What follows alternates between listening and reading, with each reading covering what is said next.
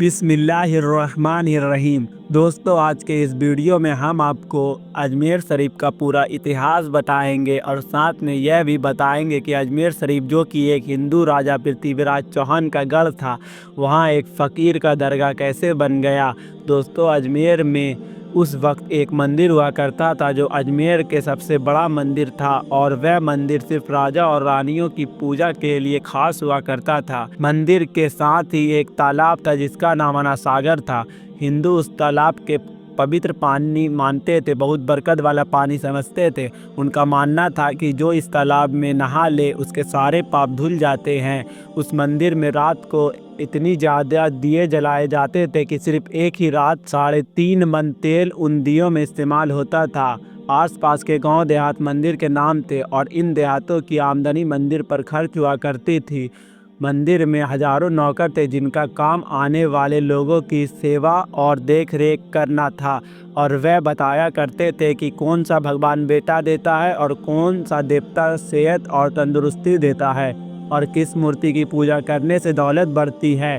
ख्वाजा गरीब नवाज रहमतुल्लाह अलैह वहां आए और अना सागर की कुछ दूरी पर चटाई बिछाकर अपने मुरीद के साथ बैठ गए।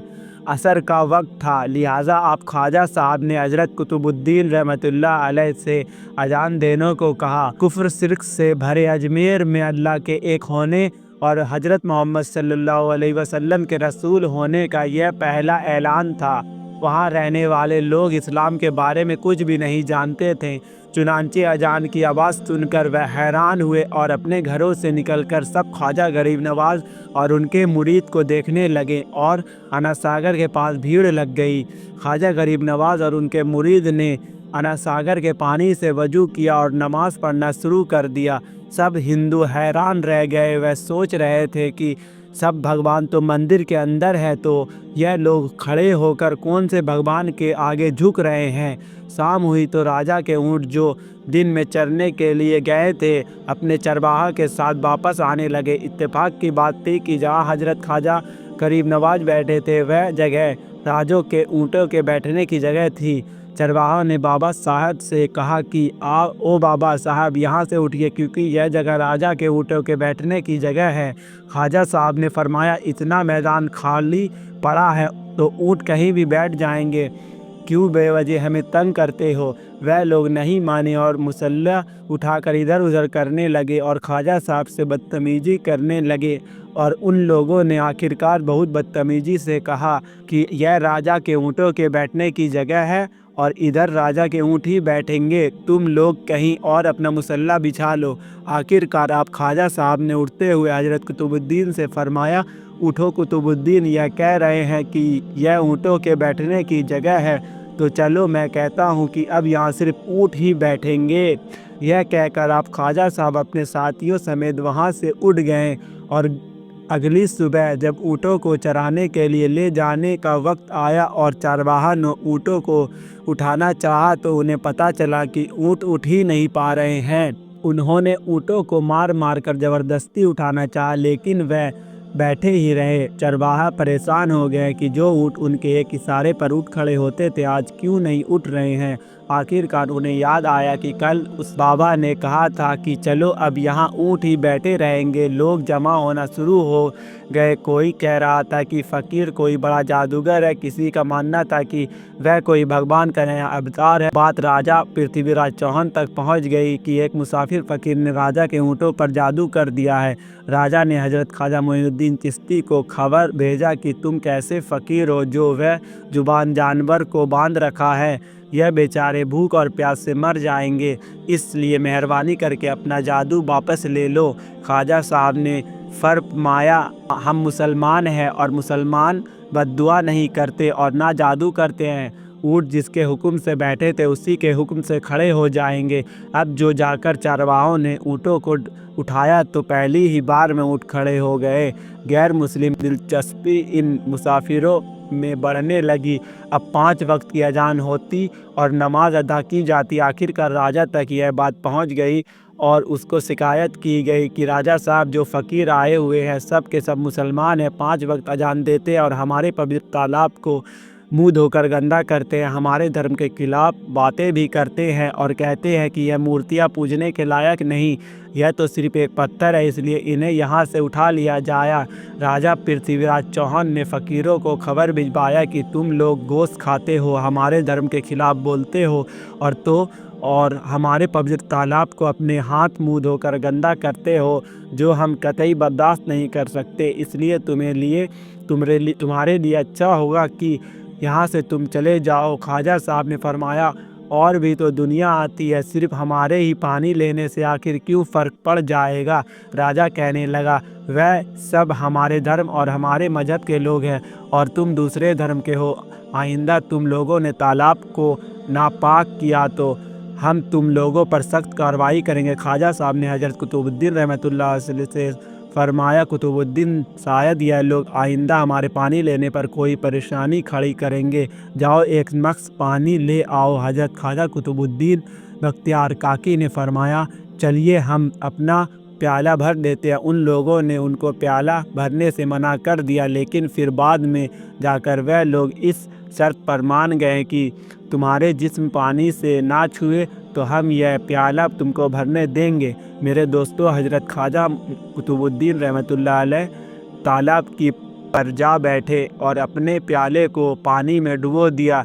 जब वह प्याला भर गया तो हज़रत ख्वाजा कुतुबुद्दीन अलैह ने वह प्याला ऊपर खींच लिया, लेकिन फिर क्या था, वह प्याला पानी से बाहर आया। अना सागर का सारा पानी सूख गया और अना सागर की तय में सूखी रेत उड़ने लगी। मानो ऐसा मालूम हो गया था कि अना सागर उस छोटे से प्याले में समा गया। अना सागर को सूखना था कि पूरे अजमेर में कोहराम मच गया।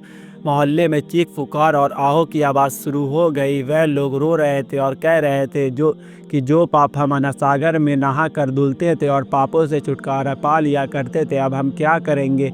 अब हम पापों का बोझ कहाँ लिए फिरेंगे। सारे इलाके में ये खबर फैल गई कि मुसाफिर ने अना सागर को सुखा दिया है। दोस्तों, जानते हैं आगे क्या हुआ। आगे हुआ ये कि पृथ्वीराज चौहान अना सागर के सूख जाने की वजह से बहुत परेशान हुआ। उसने अपने वजीर को बुलाया, सबसे यही कहा कि फ़कीर या तो कोई जादूगर है या फिर वाकई कोई पहुंचा हुआ फ़कीर है। साथ ही उनकी परेशानी बढ़ गई कि अजमेर की रौनक तो ही अना सागर के दम से, इसकी वजह से लोग दूर दूर से अजमेर आते थे और अपना ईमान ताज़ा करके लौट जाया करते थे।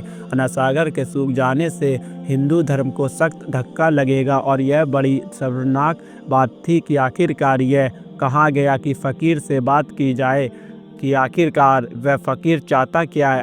अगर वह कोई ऐसी बात चाहता है जो हमें पसंद आए तो फिर हम उसकी बात को मान लेते हैं और उससे माफ़ी मांग लेते हैं। चुनांचे सब मर्द, औरत और बच्चे जाकर फ़कीर की मन्नत करने लगे कि लोगों को इस परेशानी से छुटकारा दिलाइए, मेहरबानी की जाए कि हम सब जो गलती हुई है उसे माफ़ कर दो। हम अपने पापों का बोझ लेकर कहाँ जाएंगे और कैसे सुकून पाएंगे, क्योंकि हम लोग उसी तालाब में अपने पापों का बोझ धो लिया करते थे।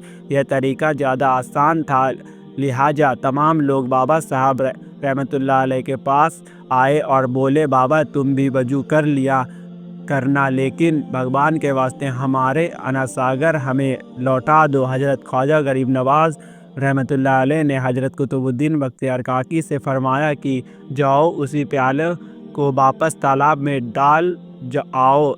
जैसे ही वह प्याला तालाब में डाला गया, अना सागर के नीचे सारा पानी उछल कर अना सागर में आ गया। इस पानी ने कई दिलों को धो डाला। हिंदू कौम के ऐतिहासिक के किताबों में भी हिंदू इतिहास के लिखने वाले इस बात को मानते हैं कि उस शाम 32,000 गैर मुस्लिम कलमा पढ़कर मुसलमान हो गए। उन गैर मुस्लिमों के मुसलमान हो जाने से हिंदू पंडितों और आम हिंदुओं पर भी गुस्से का तूफ़ान खड़ा हो गया और वह सोच में पड़ गई कि फ़कीर अगर कुछ दिन और रहा तो देवी देवताओं का नाम लेने वाला कोई नहीं रहेगा। लिहाजा लोगों ने राजा को मजबूर किया कि जल्द से जल्द कुछ किया जाए। राजा ने मंदिर के बड़े पंडित रामदेव को बुलाया और उसे बाबा साहब से मुलाकात रखकर जल्द से जल्द उन्हें हैरान और अजमेर से बाहर निकाल देने का हुक्म दे दिया। रामदेव अपने भक्त का माना हुआ पंडित था, جس کے علم کی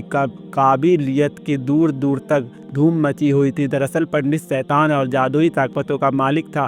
اس نے راجا پرتھوی کو یہ یقین دلایا کہ جلد ہی راجا کوئی اچھی خبر سنے گا۔ رام دیو بابا خواجہ غریب رحمۃ اللہ علیہ کے پاس آیا اور الٹے سیدھے سوالات کرنا شروع کر دیا۔ حضرت خواجہ غریب نواز رحمۃ اللہ علیہ نے فرمایا، خاموشی ضرور ہے۔ اس لیے حضرت خواجہ رحمۃ اللہ علیہ خاموش رہے۔ جب رام دیو نے حد سے بڑھ کر شور مچانا شروع کر دیا تو حضرت خواجہ غریب نواز نے ان کی طرف آنکھ اٹھائی اور مسکرا کر فرمایا، رام دیو تو شور مچا رہا ہے اور میں تیرے ماتھے پر ایمان کا نور چمکتا دیکھ رہا ہوں، بس اتنا کہنا تھا کہ جانے کیا کرشمہ ہوا۔ دیکھتے ہی دیکھتے بابا رام دیو قدموں میں گرا اور روتے ہوئے بولا، بابا صاحب جس دھرم کے تم ہو اس دھرم میں مجھے بھی شامل کر لو۔